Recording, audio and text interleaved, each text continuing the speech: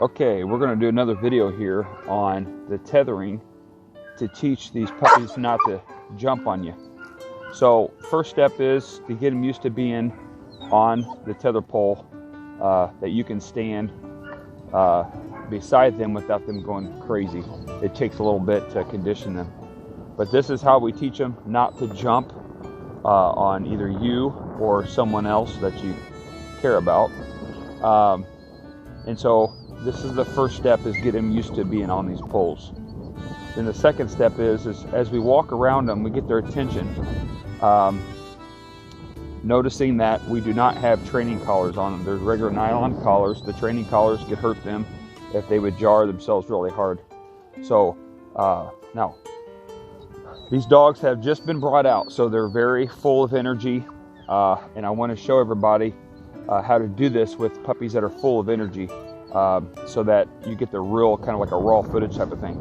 So like when I come up on Kona here, I want to be able to touch her.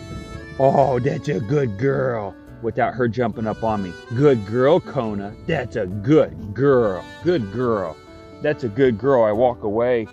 And she also learns how to stay in that position when I'm away from her. She don't feel like she has to come after me or chase me. So again, we'll walk up on her. Oh, that's a good girl. Good girl. See how all 4 feet are on the ground?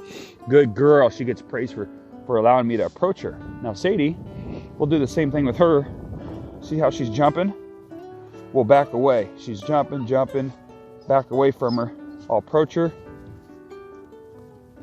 Good girl, good girl. She kept all 4 feet on the ground. Good girl, good girl. She goes back to jumping again. I'm not going to give her any attention when she's jumping like that. So I'll come up to her. I'll get in her little realm here. She's jumping. I back up. I'll come in. She jumps. Nope. I don't want none of that. She sits, which is really good. Oh, back up. Here we go. Try it again. And we just keep doing this until she allows me to come in and she can be relaxed. Now look at there. She can sit down for me. Oh, that's a good girl, Sadie. Good girl. Good girl.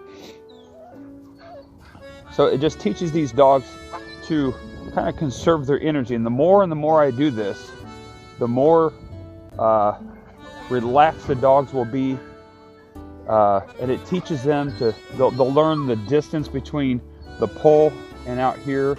They'll learn that distance really quick, and so I can walk around them, and they know to stay right there, and they don't have to feel like they have to, chase me or something like that. It also teaches them that if there's a car, I don't know, I just said this in a previous video, if there's a car, going this way, and they're, in the front yard, they know that this is their zone and they can stay right there without, off they go.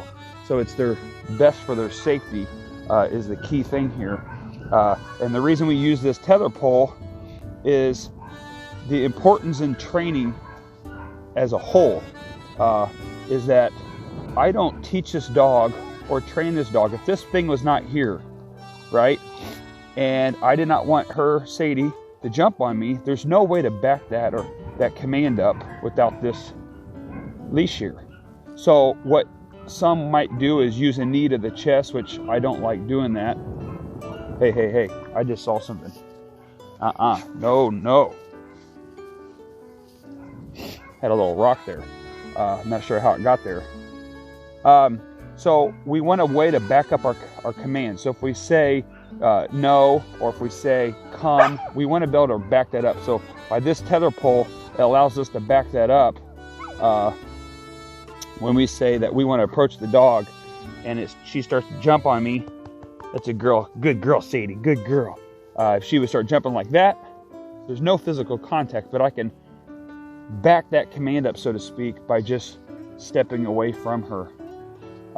And eventually they'll be calm, like Miss Kona here, where she just sits on her back end, and I can walk right up to her and say, hello, Miss Kona. You're a good girl. You're a good girl. Oh, you're